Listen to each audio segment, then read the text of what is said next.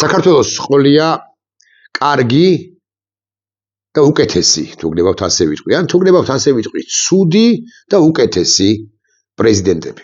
პირველი პრეზიდენტი 1991 წლის 26 მაისს ავირჩიეთ, მე თუ მკითხავ, პირველი პრეზიდენტი დე იურე პრეზიდენტი იყო 91-დან 95-მდე, 96-მდე, მაგრამ ამას არ აქვს ახლა მნიშვნელობა, ის გააგდეს, იცით, თქვენ რუსულმა ხუნტამ გააგდო 92 წლის 6 იანვარს და უფლებამოსილებას ვერ ასრულებდა სწორედ ამ დღიდან.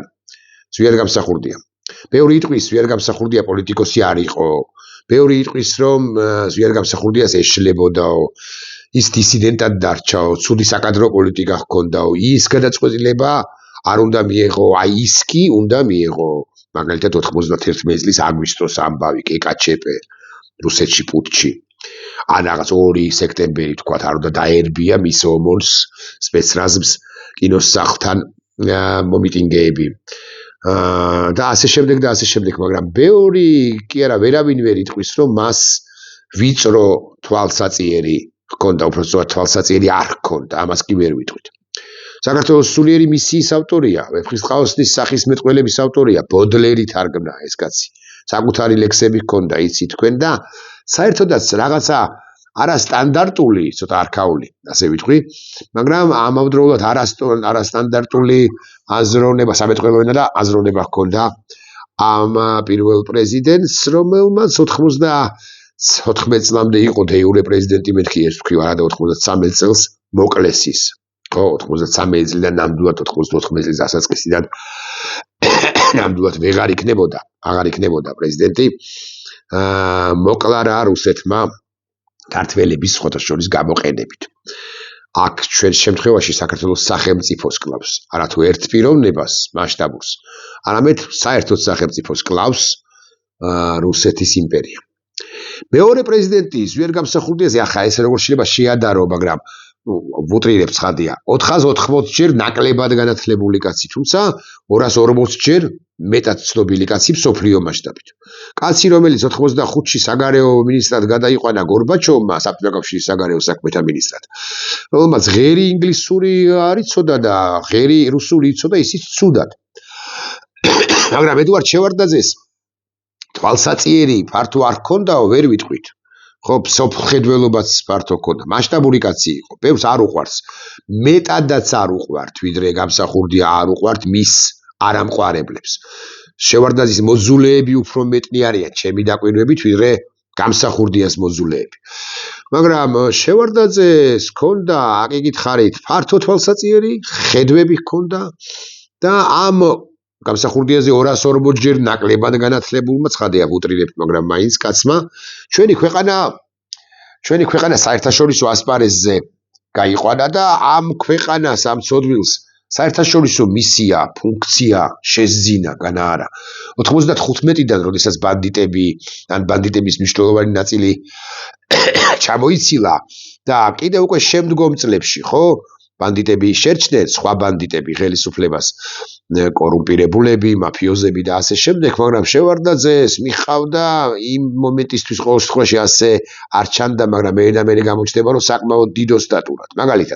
მაგალითად ბაქო თბილისი ჯეიხადი, მაგალითად მანამდე კონსტიტუცია. მაგალითად ახლა რომ ვიწუნებთ, რასაყურია დასაწუნი არის, მაგრამ იმ მომენტისთვის ძალიან ადეკვატური იყო კონკორდატი, ანუ შეთანხმება სახელმწიფოსა და ეკლესიას შორის კვლავ ვიმეორებ, ახლა ვიწუნებთ, მაგრამ იმ მომენტში ასე დასაწუნი ეს ყველაფერი თითქოს არ ჩანდა.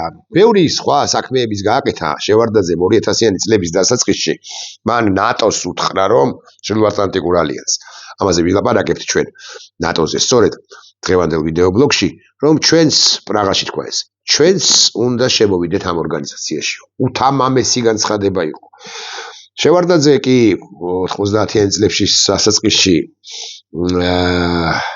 საქართველოს მისი მეოხებით და ძალისხმევით შევიდა დამოუკიდებელ სახელმწიფო და თანამეგობრობაში და ათოხლეს მოატყუეს ედუარდ შევარდაძე, მაგრამ მასშტაბი აკლდაო შევარდაძეს როგორც მხედველს, მჭვრეტელს, პოლიტიკოსს, დიპლომატს და ასე შემდეგ, ბევრი ვერ იტყვის ამას. თუმცა აკიკითხარით, რომ ვინც მას ვერ იტანს, მათი რაოდენობა ჩემი დაკვირვებით გაცილებით მეტია, ვიდრე ზვიად გამსახურდიას ვერამტანთა რაოდენობა. 2003-ში შევარდაძემ გადადგა ერთი გენიალური ნაბიჯი, ჩემი აზრით, ვინც ის იქნება და უფრო გენიალურიც კი, ვიდრე მანამდე გადაუდგა საერთაშორისო, მათ შორის საერთაშორისო ასპარეზზე, მან თქვა, წავედიო, სახლშიო. სახლში სად მიდიხართ ბატონო ედუარდ, სახლშიო. თქვა და ასე გადადგა და პირში ჩალა გამოვლებული დატოვა აქ ჩამოსული ივანოვის, რომელიც სხვადასხვა ასლანაბაშიძესთან გზად იყო ამ დროს და ასლანაბაშიძეს უნდა დალაპარაკებოდა. სახლში წავედიო, გადავდექიო, აი ასპარეზი მიმიცია ამ ახალგაზრდებისათვისო, ვერიდან და სხვა შორის მიხეილ სააკაშვილს, ფიცხი კაცი ეგონა და იყო კიდეც მიშა სხვებთან შედარებით, მაგრამ ედუარდმა იცოდა, რომ სწორედ მიშა აიღებდა სადავეებს ხელში. მიშაზე რაღაცა დავიწყეთ საუბარი, თქვათ, რომ ისიც მასშტაბური კაცი იყო, განა არა, ისიც წინაორის არ იყოს შეცდომიანი, ბევრ შეცდომიანი.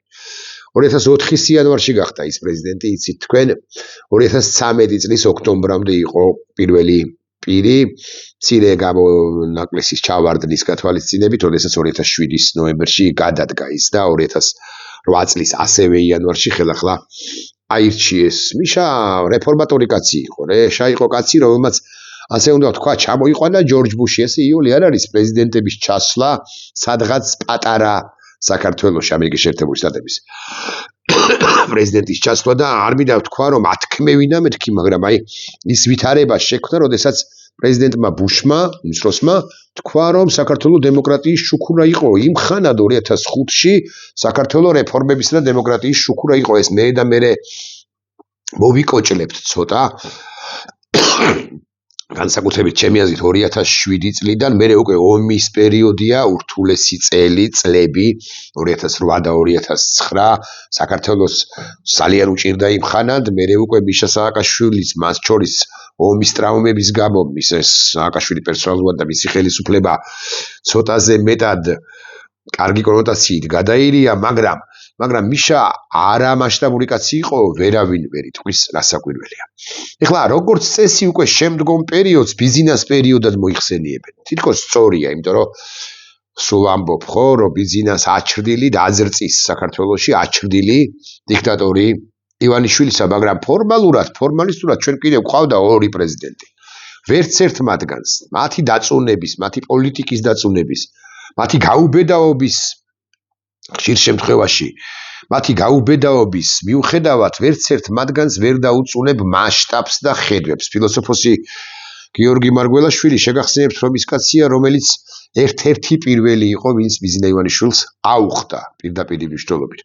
სასახლესთან და დაკავშირებითო ბევრი თქვენგანი მეტყვის და შესაძლოა მართალიც არის, მაგრამ არა მხოლოდ სასახლესთან დაკავშირებით აუხდა, მთლად გულახდილებით თუ ვიქნებით, იმხანად მე გიორგისთან მეოთხე პრეზიდენტთან საკმაოდ ხშირი, ანუ ხეშა ორ კვირაში ერთხელ, სამ კვირაში ერთხელ ურთიერთობა მქონდა და მე ყოველ სამ კვირაში ერთხელ თვალყურს ვადევნებდი მის მოსაზრებებს ვისმენდი კონკრეტულ საკითხებთან, ლოკალურ საკითხებთან და ფართო საკითხებთან მიმართებაშიც როგორ მიდიოდა ის ქართული ოცნების სახელისუფლო დინების წინააღმდეგ. რატომ? იმიტომ რომ ვინც ის და სვიაც არ გულისხმობ ცხადია, მაგრამ მას მეტი ჰქონდა წაკითხული ვიდრე ედუარდს, მოდი ასე ვიტყვით, ეხლა მიშასაც რომ არ შევადაროთ და დავადაროთ და ვიდრე ედუარდს და არა ზვიაც და არა მიშას, მაგრამ მოკლედ ფართო მასშტაბის კაცი არის გიორგი, არაჩვეულებრივი ოჯახით, არაჩვეულებრივი ბაბა და ეს არ არის მეორე ხარისხოვანი ამბავი, სხვათა შორის, როცა ერთ ადამიანს აფასებ ესე სრულად კიდე რომ შეაფასო, ყველა კუთხი კიდე რომ შეაკვასო ესა თუ ის ადამიანი, მასშტაბური კაცი იყო, რომელმაც ძალიან ბევრი რამ გააკეთა სხვათა შორის ჩვენი ქვეყნისათვის, მე გამოჩნდება. სალომე ზურაბიშვილი. აი იმ არჩევნებში 2018 წელს მე გრიგოლ ვაშაძისაკენ ოპოზიცია გადაირია. ნაციონალური მოძრაობა პირველ ყოვლისა გრიგოლ ვაშაძე ვამბობდნენ. ეხლა რომ მაშინაც ვამბობდი და ახლაც ფრთხილად ვიტყვი, რომ გრიგოლ ვაშაძე რომ ყოფილიყო უკვე დღეს 2025 წლისათვის, 24 წლისათვის, თუ გნებავთ ასე ვიტყვი, საქართველოს ლიდერი, ის იქნებოდა უცუდესი ლიდერი.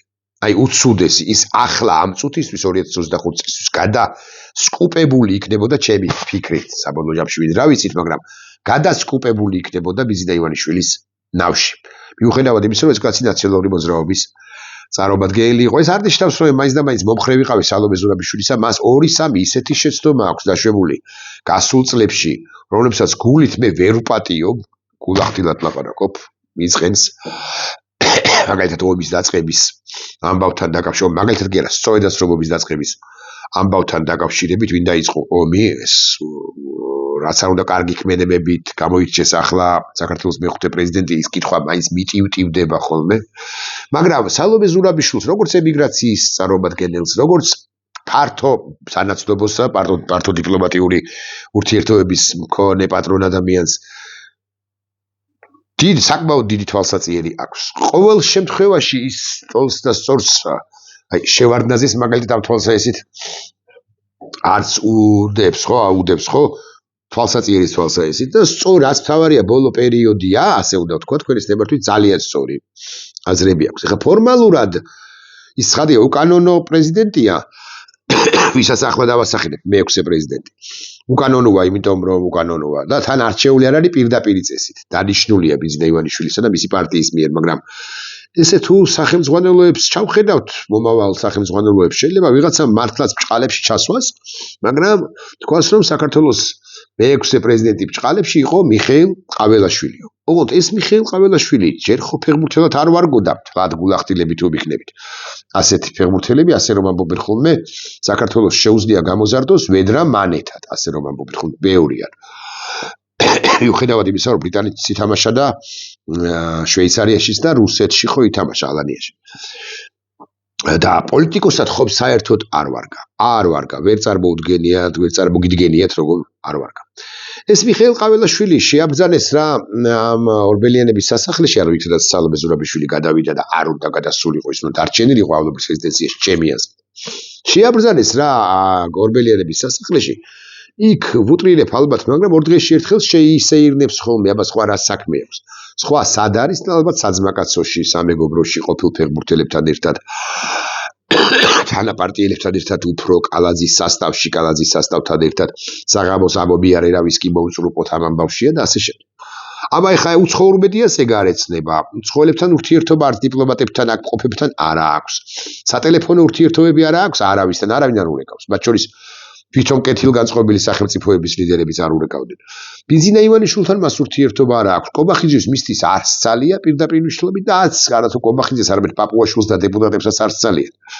რას უნდა აკეთებდეს კარგი თავის სტაფთან საპრეზიდენტო რეზიდენციაში არის საპრეზიდენტო რეზიდენცია წოდებულში არის და რაზე ლაპარაკობს მაგრამ აი ორ დღეში ერთხელ რომ შეივლის ხოლმე იმიტომ შეივლის ხოლმე რომ მისი პრესსამსახური მაღალი ალბათობით ულაგებს ინტერვიუს რომელიც მან უნდა მისცეს ვთქვათ ერთ კვირაში 10 დღეში ორ კვირაში და ასე შემდეგ ცხადია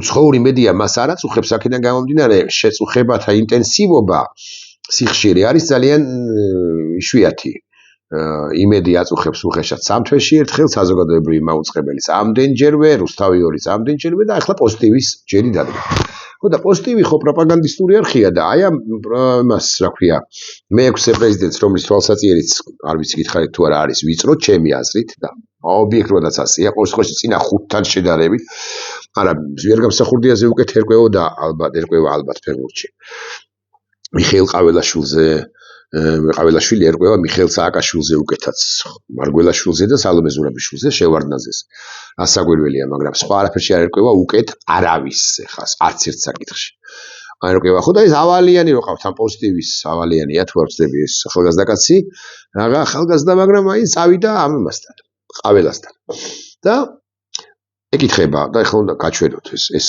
სანახავია მაგრამ სანახავი არა მხოლოდ კითხვა ამ ავალიანისა არამედ გიბოდიშებთ როჟა ყაველაშვილის ანუ იერი ანუ გამომეტყველება ანუ მათ შორის მზერა მათ შორის თავის ქნევა მიხეილ ყაველაშვილისა ვიწრო აზროვნებიანი კაცისა პარადიგმა როდიში ხოდი ახ თავიდან დავიწყე პარადიგმა არა მხოლოდ ამერიკისთვის არამედ მთელი მსოფლიოსთვის ამ ახალ სტრატეგიაში სტოპ კადრია ხო ნახეთ რა არაჩვეულებრივად ჩანს მიხეილ ყაველაშვილის სახე თითქოს ყველაფერი გაიგო, პარადიგმა, ახალი სტრატეგია. მე მგონი რომ არ არის ის რაზეა საუბარი, რომელ ახალ სტრატეგიაზეა საუბარი შეერთებული შტატებისა ის ჯერაც ელის წერილს ტრამპისაგან მას მართლა აქ ხალხო ჩემი აზრით მოლოდინი თუ ფიქრი იმის თაობაზე რომ დაუკაკუნებენ ორბელიანეს არც იქნება დააკაკუნებენ და პრესსამსახურის თანამშრომელს ჩააბარებენ it's a letter from Washington DC ხო ამერიკის შეერთებული შტატებიდან აგე წერილი მოგივიდათო დიპლომატიური პოსტით ხალხს უტრირებს ხადია მაგრამ მაინც კიდევ ერთხელ დავაკვირდეთ სახის კითხვასაც და სახესაც შეერთებული შტატები ერთის მხრივ აკრიტიკებს ევროპას, ევროპელ ლიდერებს, ევროკავშირს, მეორეს მხრივ რუსეთთან ურთიერთობის დარეგულირებაზე საუბრობს, მაგრამ რაც თავარია ფაქტობრივად უარს ამბობს. ნახეთ, რამდენი წიგნია თაროებზე. ახლა მე ვერ გავარჩევ, რომ მოახლებას არ შეიძლება როგორც მე ხვდები, სკრინშოტის გაკეთება შეიძლება და ერთი-ორი წიგნი შეიძლება გეცნოს, ან ესე სათაური შეიძლება შემოგეკითხოს, წაიკითხო, მაგრამ ერთი წიგნი როგორ გონიათ გადაშლილი აქვს. ვაშინგტონი ამ ახალი სტრატეგიის თანახმად ნატოს გაფართოებაზე. როგორ ფიქრობთ ამ ფონზე ხომ არ იქნება საჭირო რომ ჩვენს ვიფიქროთ ჩვენი ოდიში, როგორ დავაჭირო ეს? უსაფრთხოების სტრატეგიის გადააზრებაზე იმ ფონზე, როცა ჩვენი ქვეყნის უსაფრთხოება ჩვენ აქამდე მხოლოდ ნატო აქნევს თავს ესე ვერ გავიგე. იმ ფონზე როცა მოდელთან და ამ მოდელში გქონდა მოაზრებული. მე მუსიკალური გაფორმება ვინც გამოაქვეყნა ეს ვიდეო კონკრეტულად მოჭრა და გამოაქვეყნა. პასუხი რა აქვს ყაველაშვილს, აპასუხი გასცა ყაველაშვილს სიმართლე გითხრათ არც ჩანს და მე არ ვაპირებ რომ გადავახვიო პოსტივი და ეხლა ყაველაშვილის ინტერვიუთი შევიქციო თავი. არ ვიცი, აქ საუბარია საბოლოო ჯამში იერზე და კითხვაზე, მაგრამ ახლა კითხვას მიუბრუნდები კონკრეტულად თქვენის ნებართვით. უსაფრთხოების მოდელი და ხომ არ რაღაც პარადიგმა, რაღაც სიტყვების ბრახაბრუხი და ხომ არ უნდა გადავიაზროთ ჩვენი უსაფრთხოების კონცეფცია თუ უსაფრთხოების მიდგომები, უსაფრთხოების თაობაზე ქვეყნის მიდგომები და მე მაქვს კითხვა, როგორ უნდა გადავიაზროთ. არსებობს ჩრდილოატლანტიკური ალიანსი, ფიქრი იმის თაობაზე, რომ ამერიკის შეერთებული შტატები დატოვებს ჩრდილოატლანტიკურ ალიანსს, ჩემი აზრით არასწორია, რაც არ უნდა ბევრმა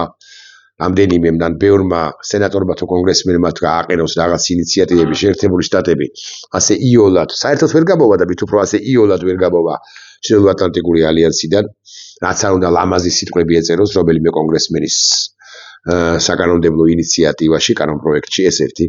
შეერთებული შტატების ადმინისტრაციაც ვერ მიიღებს ასე გადაწყვეტილებას, იმიტომ რომ შიდა კონიუნქტურა მოთოკავს იმპირებს, მათ შორის უშუალოდ თეთრ სახლში და სახელმწიფო დეპარტამენტში, რომლებიც მაინც და მაინც ამ ნაბიჯების გადადგმისაკენ გაუწევთ ფეხი, გული თუ სული, ზუსტად ისევე როგორც მოითოკა პრეზიდენტ ტრამპის ადმინისტრაცია, ასე მაგალითად გრენლანდიის ოკუპაცია ანექსიასთან მიმართებაში, რამდენი ხანია ამის თაობაზე არქსმენია, თან კანადის 51 შტატად გარდაქმნის თაობაზე, რამდენი ხანია ტრამპს არაფერი უთქვამს ამის თაობაზე, იანვარ-თებერვალში ლაპარაკობდა, მარტში სულ მაქსიმუმ და აგე დეკემბერი დადგება, კი არა დადგა და იანვარი დადგება 2026 წლის მალე და პრაქტიკულად 1 წელიწადია ხმა არ მოუხია. ამიტომ რაც აუდა ხმამაღალი განცხადებები გაკეთდეს ვაშინგტონის დეკლარაციის, ანუ ნატოს ჩრდილოატლანტიკური ხელშეკრულების ორგანიზაციის დატოვების თაობაზე შეერთებული შტატების მხრიდან შეერთებული შტატები ამ ნაბიჯს ვერ გადადგმს. ეს ერთი. მაგრამ ერთს თავთვალოთ რომ დაგადადგა ნატო როგორც ასეთი ამერიკის შეერთებული შტატების გარეშეც კი დასუსტებული არ ვკაბათობთ, რასაკვირველია შენარჩუნდება ნატოზე უკეთესი, ჩრდილოატლანტიკურ ალიანსზე უკეთესი სივრცე უსაფრთხოების ქოლგა არავისთვის არ არსებობს, ვისაც დემოკრატიულობაზე აქვს და ქვეყანაზე და სახელმწიფოზე და დასავლურობაზე აქვს პრეტენზია. და კარგით, ერთ წუთს ამასაც თავი დავანებოთ. რაც გთავაზობს პოზიტივი და პოზიტივის სახით, ამ ჟურნალისტის სახით პოზიტივი და პოზიტივის სახით ფლერად სახელისუფლო მედია ან ხელისუფლებად წოდებული ბანდა როგორ გონიათ. ისინი გთავაზობენ რას? რომ ჩვენ რომელიმე სხვა უსაფრთხოების სისტემაში შევიდეთ, მაგალითად რუსეთთან ერთად გავწევრიანდეთ ცალკეულ იმ ორგანიზაციებში, რომელთა ლიდერიც არის რასაკვირველია რუსეთი და უკეთეს შემთხვევაში ბჭყალებში რუსეთი ჩინეთთან ერთად ეს ჩვენთვის დამღუპველი გზა იქნება. ამას რომ ეკითხებიან ამ უვიც კაცს, რა უნდა უპასუხოს, აბა გააზრებული აქვს იცის რომელიმე ალიანსების თაობაზე, იცის ორმხრივი ურთიერთობების მნიშვნელობის თაობაზე ან ორმხრივი ურთიერთობები ვისა და ვის შორის არის, იცის მაგალითად რომ ისის თუ არა მაგალითად რომ ჩრდილოეთ კორეა სულაც არ არის ჩრდილოატლანტიკური უკაცრავად სამხრეთ კორეა სულაც არ არის ჩრდილოატლანტიკური ალიანსის წევრი და იქ სამხრეთ კორეაში კი ამერიკული ბაზები აქვს. აი რო უპასუხა მე არ ვიცი და არც ნახავ ამ პასუხს. იტყვის კი ყაველაშვილი რომ დიახ ნატოზე ჩვენ უარი უნდა ვთქვათ პრინციპში, იმიტომ რომ ახალი პარადიგმა თუ სხვა რამ, ახალი კონიუნქტურა ამგვარია, მაგრამ კარგი იქნებოდა თუ ჩვენ მაგალითად და იცის თუ არა რომ თურქეთში არსებობს ამერიკის შეერთებული შტატების სამხედრო ბაზა და იტყვის თუ არა ყაველაშვილი და ცხადი არ იტყვის რომ აი ჩვენ შეგვიძლია გავაკეთოთ ორმხრივი ურთიერთობების შეერთებულ შტატებთან და ინჯერლიკის ბაზის ნაწილი, მოდი ასე ვიტყვი, გაგრძელება, თუ გდებათ ასე ვიტყვი, შეგვიძლია გადმოვიტანოთ აქ ასე მაგალითად ვაზიანის ბაზაზე. რა წარმოდგენები აქვს ან ავალიანს, ან ზოგადად პოზიტივის, ან ყაველაშვილს, ან ზოგადად ხელისუფლებად წოდებულ ბანდას საერთოდ უსაფრთხოების სისტემაზე. კარგი, არ გვინდა ეს ნატო. ამ შემთხვევაში უსაფრთხოება ჩვენი უზრუნველყოფილი არის თუ არა. კარგად უნდა გავიგოთ, რაც უფრო სუსტია საქართველოს, რაც უფრო სუსტია ნებისმიერი ქვეყანა, მით უფრო ძლიერია რუსეთი და რუსეთის სიძლიერე იმას კი არ ნიშნავს რომ მას მადა უკვე იტდება. რუსეთის სიძლიერე ნიშნავს იმას რომ მას მადა ეზრდება. თუ ის ძლიერია პროცენტული მაჩვენებლით უხეშად ვილაპარაკოთ 50% და მომავალში თუ გაძლიერდება 60%-მდე ანუ 10%-ით, მას ბუნებრივი 10%-ით მეტი ძალიან ვამარტივებს ხადია. მეტი სივრცის დაპყრობის, მეტი სივრცის შემოერთების, მეტი სივრცეზე გავლენის მოხდენის შესაძლებლობა და სურვილიც ექნება. როგორ შეიძლება ამ ყველაფერს ავალიანსაც არ ვეკითხები და ამ ყაველაშვილსაც არ ვეკითხები, მაგრამ როგორ შეიძლება ამ ყველაფერს შეეწინააღმდეგო? რა საკვირველია შენ პარტნიორებთან ურთიერთობის დაალაგებით, რთულ პარტნიორებთან, სუსტ პარტნიორებთან, ცუდ პარტნიორებთან წყალებში ცუდ დასაკვირველი, არაადეკვატურებთან გარკვეულ შემთხვევაში როგორ შეიძლება შეაქო მერკელის ან ობამას დასავლეთი ხო, მაგრამ ის დასავლეთიც კი მერკელისა როგორ ვიცავ ეხლა მას ან ობამას დასავლეთის იყო ჩვენთვის უმნიშვნელოვანესი პარტნიორი. გამოხდა ხანი მერკელი დღეს უკვე მერცმა, ხოლო ობამა არ ვიცი სხვა შეცვალა. თეორიულად ვიტყვი რომ ტრამპმა შეცვალა, მეთქი არც ამის პრობლემა არ მაქვს და სულ სხვაგვარი მიდგომები არის. ახლა გამოხდება ხანი და მერც ვინმე სხვა შეცვლის და ტრამპს კიდევ სხვა და დასავლეთი დარჩება იმ ინსტიტუციურ ან ღირებულებით პარტნიორი, ინსტიტუციურ და ამავდროულად ღირებულებით პარტნიორად ჩვენთვის და ხომ არ დადგა დრო, როდესაც ამბობს ეს არაპატივცემული ჟურნალისტად წოდებული ბანდიტი, მე მინდა ვიკითხო, კარგი, თქვა დადგა დრო ორმხრივ ურთიერთობას ბრიტანეთთან, საფრანგეთთან, გერმანიასთან, პოლონეთთან, პორტუგალიასთან. თურქეთთან, პორტუგალია გამოვრიცხოთ აქ, ცოტა გადავაჭარბე, ხო? თურქეთთან აპირებს კი ყაველაშვილი თურქეთთან ურთიერთობას, რომლის ლიდერმა ზარზეიმით მიიღო მართლა, ოღონდ ყაველაშვილი ანკარაში. აპირებს კი წარმოდგენა რა აქვს, აი ამ ცხოს ჩვენ ხო ყოლია სუდიან ერთმანეთზე უარესი, რეალურად კი კარგი და ერთმანეთზე უკეთესი პრეზიდენტები, მეთქი ასე ვიტყვი, მოკლედ როგორი პრეზიდენტების ყოლია ისეთები, მაგრამ თითოეულ მათგანს აქ ქონდა რაღაცა ხედვა. ვერ გამსახურდია შესაძლოა მცდარი კავკასიური პოლიტიკა, ედუარდ შევარდაძეს შესაძლოა ამბივალენტური და გასაკრიტიკებელი და კონტროვერსიული პოლიტიკა, მიხეილ სააკაშვილს თავიდან ბოლომდე რეფორმებზე და დემოკრატიაზე ნაკლებად, მაგრამ დასავლური პოლიტიკა და ასე შემდეგ. გიორგი მარგველაშვილი იმ მომენტში უნდა გადარჩენილი იყო, თუმცა დასავლურ ღირებულებებს ვერ დაუწური, ვერ იტყოდი რომ გიორგის არა აქვს დასავლური მიდგომები, ღირებულებები. სალომე ზურაბიშვილს უამრავი შეცდომა აქვს დაშებული, მაგრამ ვერც მას მიედავები და ამას საერთოდ რა ღირებულებები აქვს. ამან რა პასუხით ან აკლავ ვიმეორებ არ არის პირდაპირ ლეგიტიმაციით არჩეული, ანუ ხალხის მიერ არჩეული, დანიშნული, დასმული, ჩამჯდარი, ჩასვეს ის ფორმალისტური თვალსაზრისით კი ის ლიდერია ქვეყნისა. ბრიტანეთთან არა, შეერთებულ შტატებთან, გერმანიასთან არა, შეერთებულ შტატებთან არა, საფრანგეთთან არა.